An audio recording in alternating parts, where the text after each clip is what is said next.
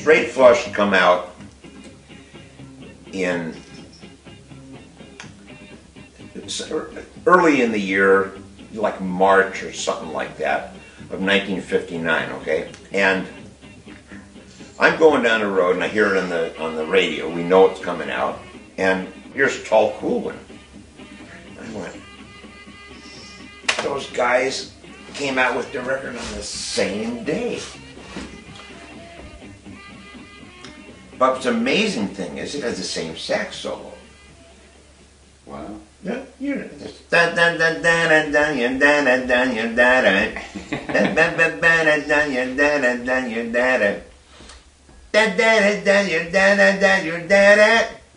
So I go, well, I can't be too upset about it because we both robbed it from Right. so from a guy named what was his name?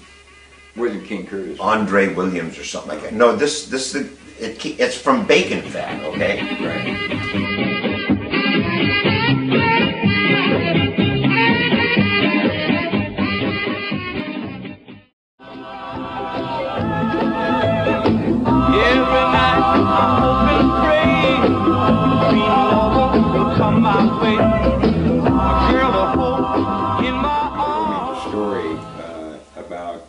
You were backing up Bobby Darin. Yeah. And I think you said the Parker's Ballroom. Parker's. Yeah, at Parker's. And then the story goes that didn't he call you late at night? No, here's what happened.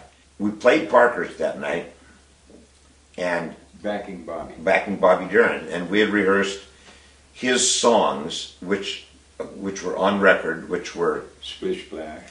Yeah, but before that was. The band was the Rinky Dinks, right, which was early in the morning. You gonna miss me early in the morning one of these days. That was Bobby Darin, but it didn't say Bobby Darin on the label. It said the Rinky Dinks. So we did that one, and Splish Splash, and Queen of the Hop, and Plain Jane. Okay, and we practiced all of his songs, and he liked the band real well. He wanted to do I Got a Woman.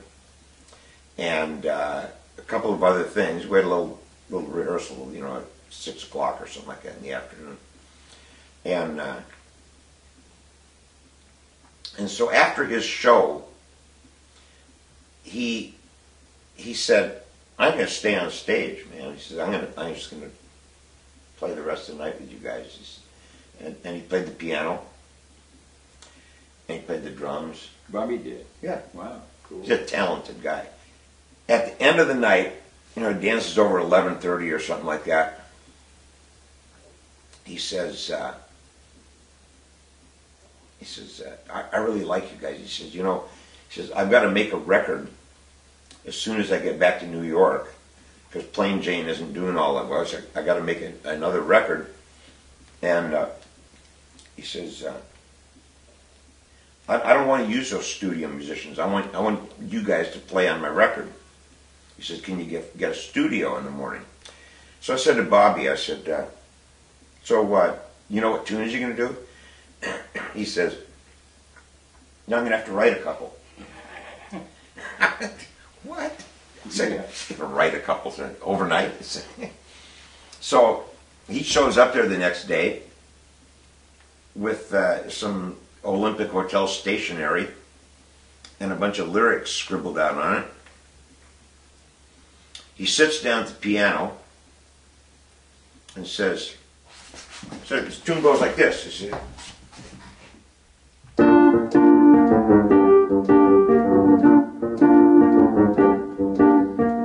Every night, I hope and pray, dream of lover will come my way. Girl, I hold in my arm, know the magic of her charm, because I want a girl to call my own. I want a dream lover, so I don't have to dream alone.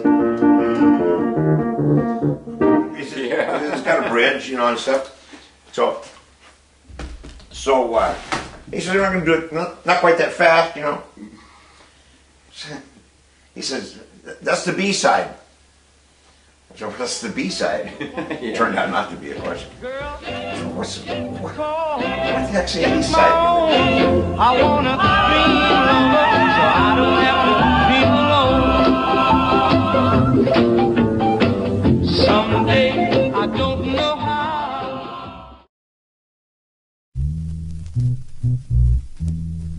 What year did you guys play at Dave's Fifth Avenue in Seattle?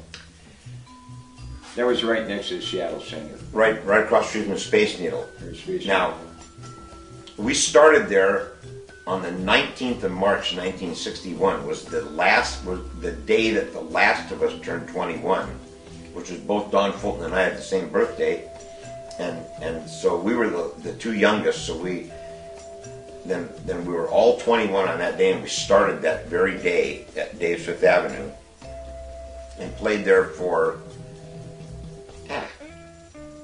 5-6 months. We took a month off in the summer and went and played at a joint in Los Angeles, and then came back and played Dave's again, and then Ronnie wanted to go to school in Bellingham, and Chuck wanted to go back to the University of Washington and not play, and so he could do his studies. And so I said, all right, I quit. Because Dave Lewis was sitting there in the audience the night that this was all decided. And I said, okay, I'm going to go play with Dave. So, besides that, they were going to fire me and hire this other guy named Gene Landis to play the bass because Charlie and I were having some band dissension, Right. And so that happened, and Dave Lewis there, and I said, well, look, I said, let's put together a little trio or quartet or something like that, and I'll just stay here, and you can come and replace the Frantics, and we'll have the Dave Lewis trio. So that happened, and so I immediately, like overnight, began playing with Dave Lewis. The Frantics then went back to Dave's Fifth Avenue when the World's Fair opened, Right. with this different bass player, and they did a whole bunch of show stuff, comedy stuff and routines, right? And so they played there all during the World's Fair, and I played with Dave Lewis up at the Townhouse.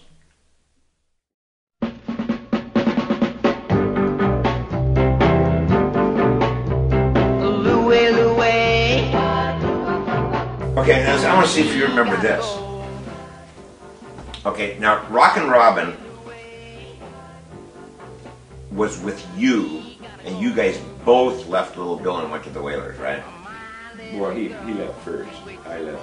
Right, but he was with Little Bill and the Blue Notes. Oh yeah. Okay, Reisdorf had Little Bill and the Blue Notes come, Right. and the Frantics, and we were both there, and that's when I met Rockin' Robin.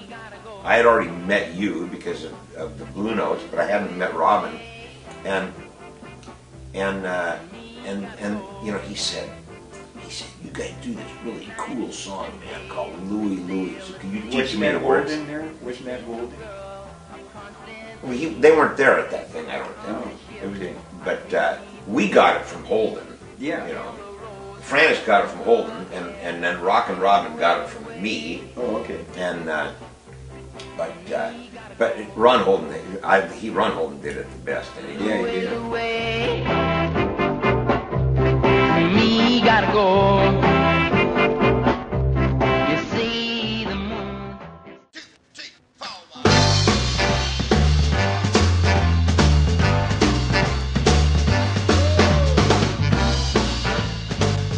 Check this out. Buck and Ned Neltner had an office or a studio or whatever you want to call it. It had an upright piano in it. It was on the 3rd floor, right? Right. Must have been a trick getting the piano up there. Okay, so No, it wasn't getting it up there, it was getting down. You remember the Joffrey Ballet was upstairs. right, that's right. That was their piano. That was what's his name? It was a Joffrey. Hug Miller. Yeah. Okay, so then this place that was 2 rooms, slightly smaller than this room itself. Okay, so it was bigger than this room, but into 2 rooms. Cost them $10 a month rent. $10 a month. That's what it cost. It might have gone up to 25, but I know when Hug Miller had that whole 4th floor for $10 a room, they had 4 of them for $40, right? I paid $140 for a 1,500 square foot place on the street, right, with big windows. So they had this place up there, and they called it Third Alliance Music. And Ned Nelder was a guitar player. Became the guitar player in Junior Cadillac. Junior Cadillac. And that's when Junior Cadillac was kind of born, was as a result of my going up and hanging out with these 2 guys upstairs and playing rock and roll songs on the piano. And Ned had always admired me from being in the Frantics when he was in the Mark V or something like that in Spokane. Okay, so he said, well, let's start a band. Only Buck had already started another band with a guy named Larry Rickstein, and the band was called Rube Tubin and the Rondonas. Featuring Billy Scream. Featuring Billy Scream. It was a 4-piece combo. Yeah. It sounded big.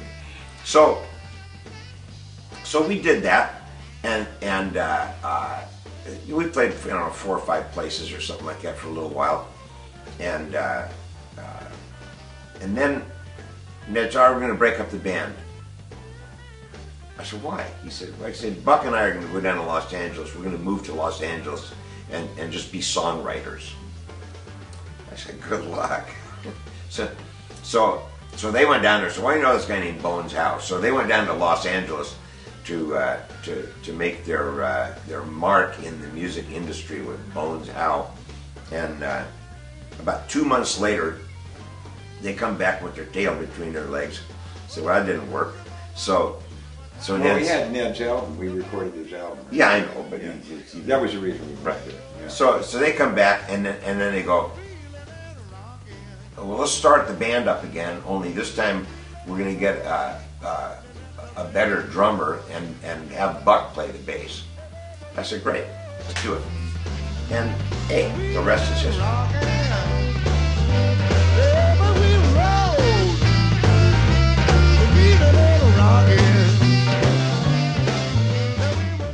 You're watching the Two Garage Guys show, and our guest today was Jimmy Manolides. History, part of the Northwest music industry, more part of the Northwest music entertainment industry. And I'd like to thank Jimmy for being here. And that's our show for today. Two Garage Guys.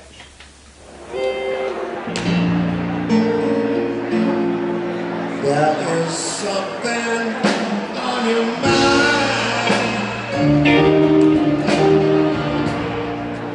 about the way you look at me.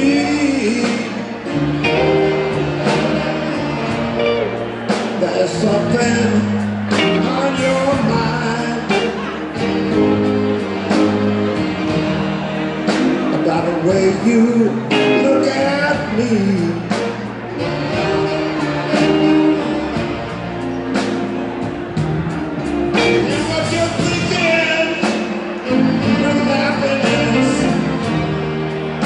Will it bring misery?